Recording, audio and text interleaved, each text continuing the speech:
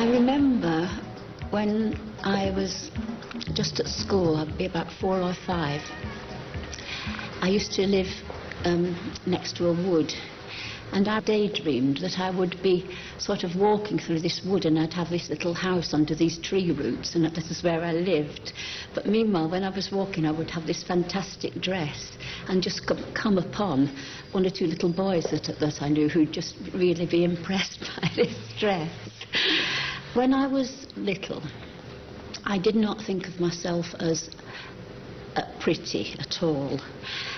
For a start, I had straight brown hair, and if you were pretty, it was supposed to be these golden curls, and Shirley Temple was the model for children in those days. But nevertheless, I always had this idea that somehow I could make myself better, that one day I would be able to do something. I was making my own clothes a lot, even tailored suits, by the time I was about 16. But I never had the idea of working in fashion, never. Eventually, I went to teacher training college when I was 18. With the idea that I would take art as my main subject, and if it worked out, that'd be all right, and if it didn't, then I'd be a school teacher. So I became a school teacher. It was my plan to go to university and to study English and French literature. This is what I wanted to do. But at that time, my boyfriend, Malcolm McLaren, had left college, and he wanted some help with a project that he was interested in, and that involved me making clothes.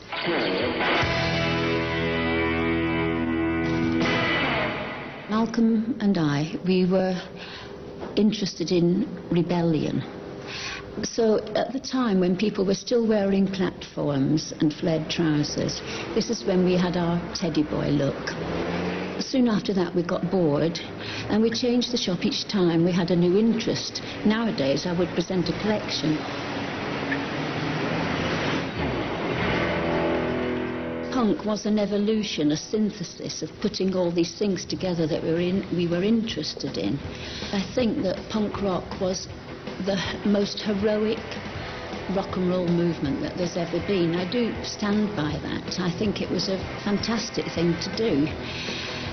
It was something I believed in at the time. I think Johnny Rotten really believed in it in the beginning, that somehow we were going to keep on attacking all the icons of the establishments because we wanted the world to be different. We were always literary and graphic about our ideas, and we put them on T-shirts.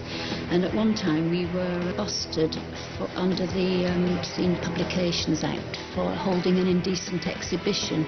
I was in court about 4 times after that, and I was threatened with prison at that point. Luckily, I'd stopped being so interested in it by then, so I didn't have to go to prison. I've been coming to the V&A since I've been doing fashion, as far as I can remember. Certainly at the time of the Pirate collection, that's when I really started to be interested in historical cut. For me, the contact with the clothes themselves and how people wore them is just fascinating. For example, in paintings, a lady at her toilet, you'll often see a pin cushion full of gold pins, and there are songs about pins. Pins were expensive, precious things, and the garments were all pinned.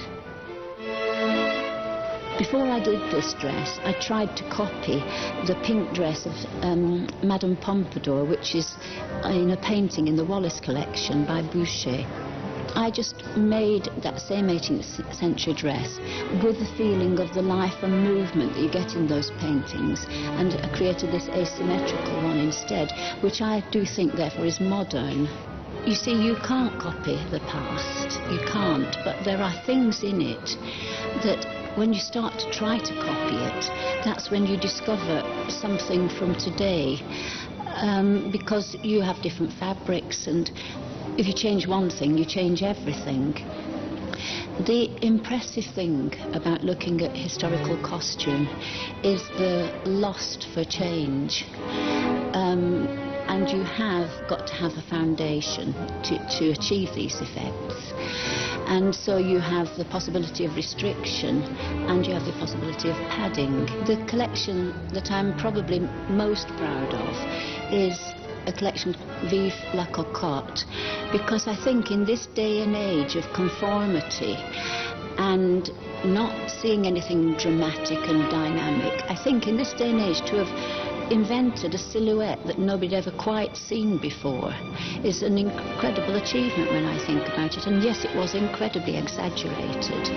I always say that Chanel is the couturier who was the most cruel to women.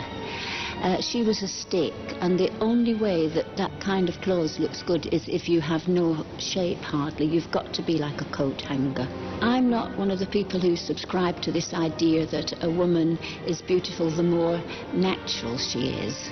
I don't like the no makeup look, and a beauty in a t-shirt and jeans isn't interesting to me at all. I think it's ridiculous and incredibly self-obsessive to be having plastic surgery to change your body. I do think that padding is the answer if that's what you need. I think that the thing that I do is question everything. That is subversion. And I think that's what I do. I think I'm just doing that all the time. I think my clothes are a physical proposal of a question always of couldn't we look better this way? My ambassadors are my customers. I have lots and lots of customers who adore my clothes. People who understand my clothes are people who've actually put them on. So often I hear people thinking that they don't have the courage to wear them, but I think to put them on, once you've got them on, I think they give you the courage. You don't want to take them off.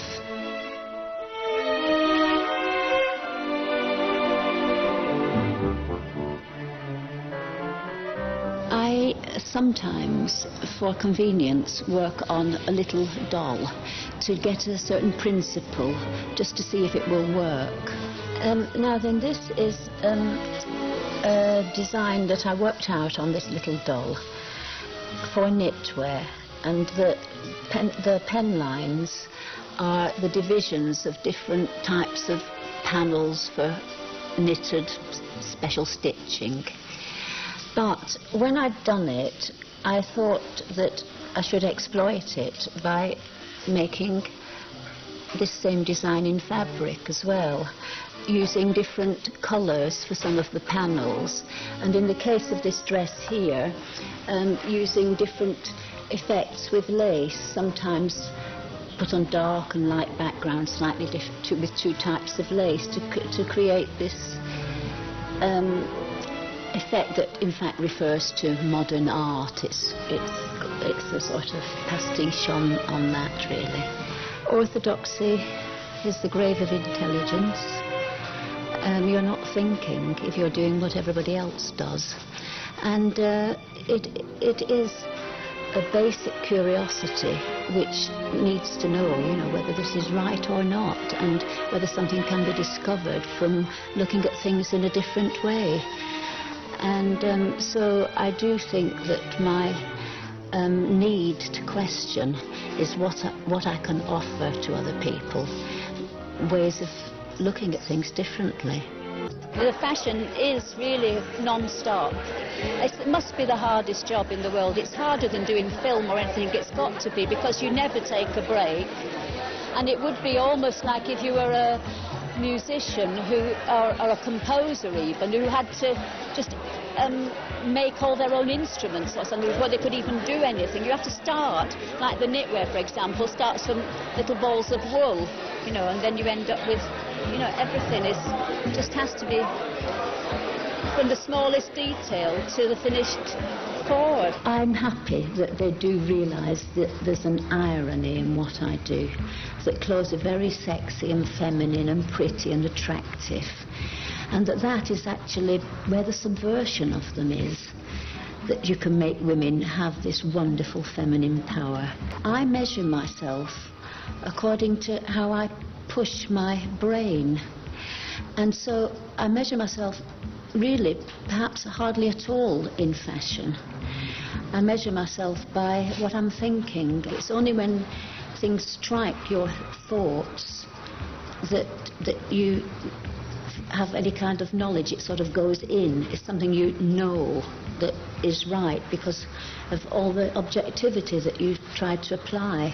It is a serious occasion because it's a very glamorous evening, and I guess that's serious these days. And also, I know that Moet Chandon are considering the idea that this should be something that is repeated, that has a lot of status. And I thank them very much for considering me as the person to start with.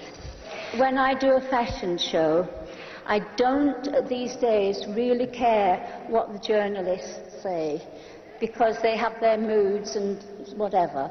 I could say a lot more, but I won't. Come to think that there is possibly something called public opinion. It isn't just the latest thing that you're trying to catch, that's the last thing that somebody said, but actually something that is formed over a time, because after a show I'm only interested in the kind of reaction to it, the warmth, if people were happy, if they had a pleasure, all this kind of thing. This is how I know if the show has been a success. It isn't what people say in the papers, because there is this groundswell of things. And I just want to say that I know that this is a very important event and all this stuff, but I know that a lot of people who came tonight came because they wanted to enjoy themselves, but I do know that you did come for me. I do know that, and I feel very humbly grateful for everything. Thank you.